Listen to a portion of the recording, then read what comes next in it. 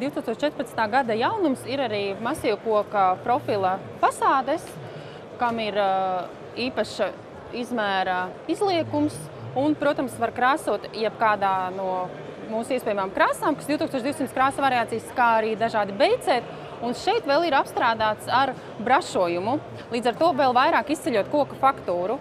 Kā arī jaunums ir viens no variantiem, šeit ir izrādīts 3D frezējumiem, ar ko mēs vēlamies parādīt, ka 3D frezējumus varam izgatavot pēc klienta vēlmēm, principā no jebkura iesūtītā faila.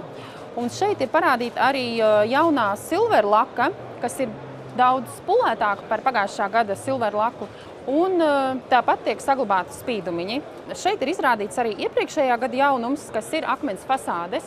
Akmens fasādes ir uz MDF materiāla, uzpresēts virsū 2 mm akmens, tādā veidā padarot to noturīgu, bet saglabājot akmens zīmējumu, akmens fasāžu efektu mājās.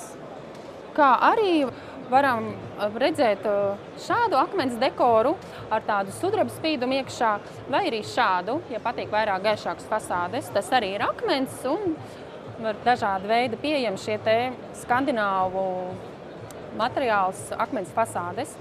Un vēl šī gada jaunums, ko mēs esam šeit izrādījuši, ir no veciem ozolkoka baļķiem taisīta jauna fasāde. Ozolkoka našfinieris, tieši Amerikas ozola našfinieris, tādēļ viņš ir gaišāks, ka tas ir Amerikas ozols. Šis našfinieris tiek presēts virsū uz MDF, tādā veidā izgatavojot jaunas fasādes ar tādu vecinātu efektu, kas nav mākslīgi veidots, bet kas ir dabīgs materiāls.